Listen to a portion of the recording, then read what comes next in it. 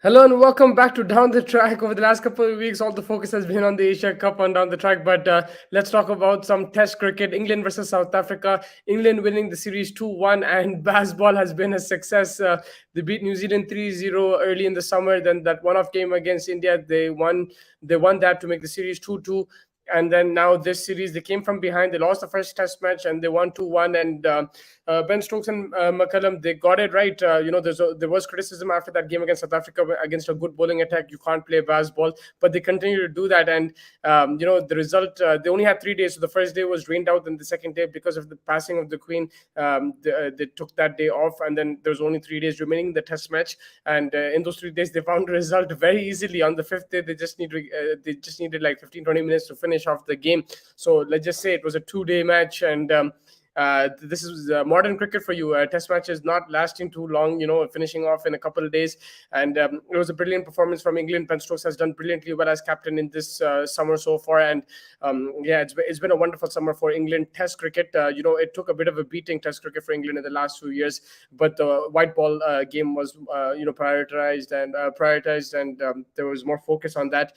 But the focus shifted back on Test cricket this summer, and they've done really good against three really good sides. If you look at the New Zealand side, very well balanced Indian side, very well balanced South Africa. I felt they had an amazing bowling attack. They had really good batting in the beginning, but then in this game there was no Van der Dusen, there was no Bavuma, there was no Markram. They missed quite a few batsmen, and that gave England the edge in this. And you still would have thought South Africa could have drawn this game, or the way they came back, they bowled really well.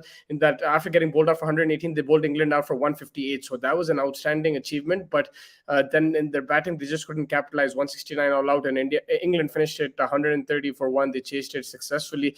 Ollie Robinson, pick of the bowlers in the first innings. He picked up 5 wickets for 49 runs and backed up really well by Stuart Broad, who picked up 4 wickets. Robinson got the ball to nip. He was injured earlier, but he's back in the team.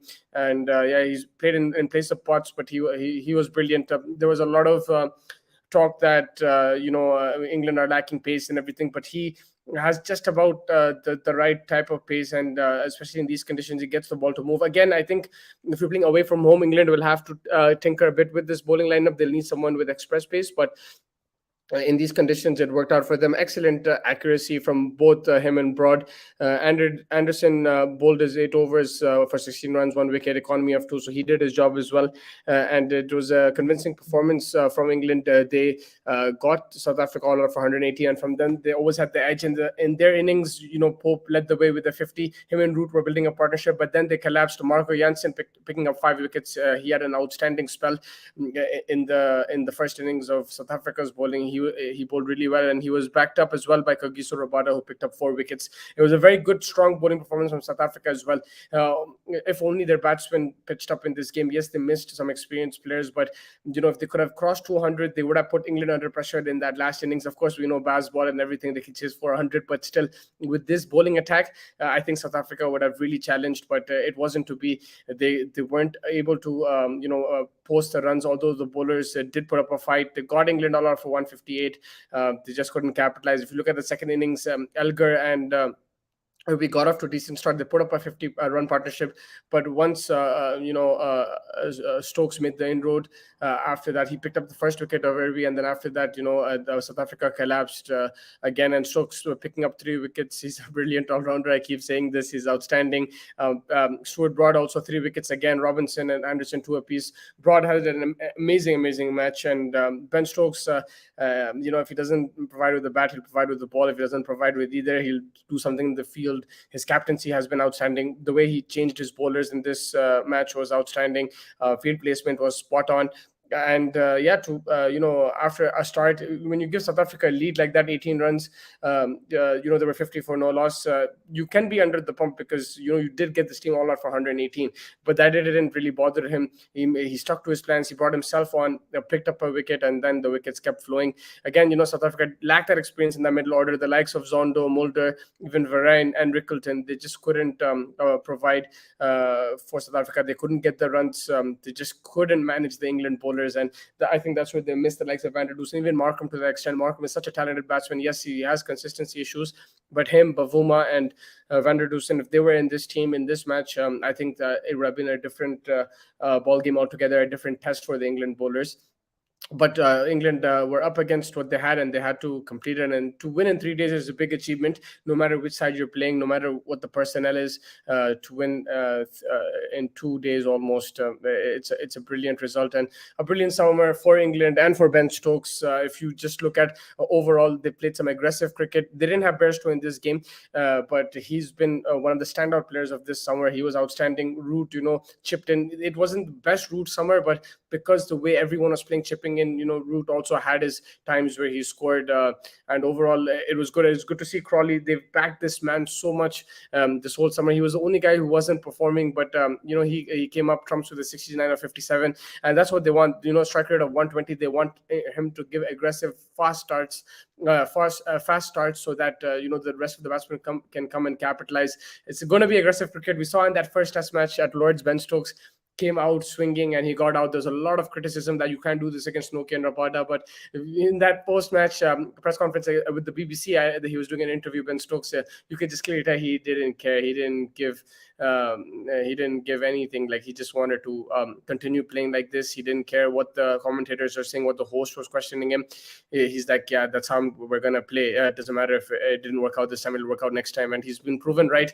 Even McCullum have done an outstanding job, and hopefully this can continue. Again, I think in away series they'll have to change the bowlers a bit. They'll need somebody with extra pace, someone like a Mark Wood. Of course, they're missing Jofra Archer, but that would have been the ideal scenario. Having Jofra in this kind of bowling lineup, and England would have been lethal in all conditions. And again, spinner wise, Leach is doing a decent job, but I think they'll have to look at different spinners as well who can pick up wickets, even in different conditions. And England as well can hold a lineup. I know Leach does a decent job, but they'll need the way they're playing. They might need an attacking bowler, someone maybe even a leg spinner, who knows, but someone, even if it's an off spinner, someone who's looking to attack the stumps and getting the ball to turn. That's something that will be crucial for England in away matches as well.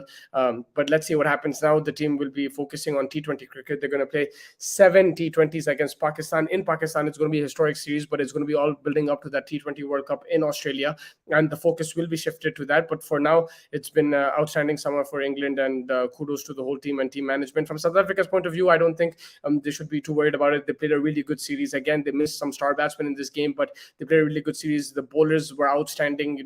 They matched England ball for ball, or even I think at times they looked even better. If their batsmen provided that, the support and scored those runs, the South African bowling would have looked even more lethal and more dangerous in these conditions. But it is what it is. You can't really do much when your batters haven't given you the runs. But they still fought it out. They still tried. Even in this Test match, they tried to make a match out of it. It didn't work out, but very excited about the prospects of the South African side. We saw Sri Lanka yesterday in the Asia Cup.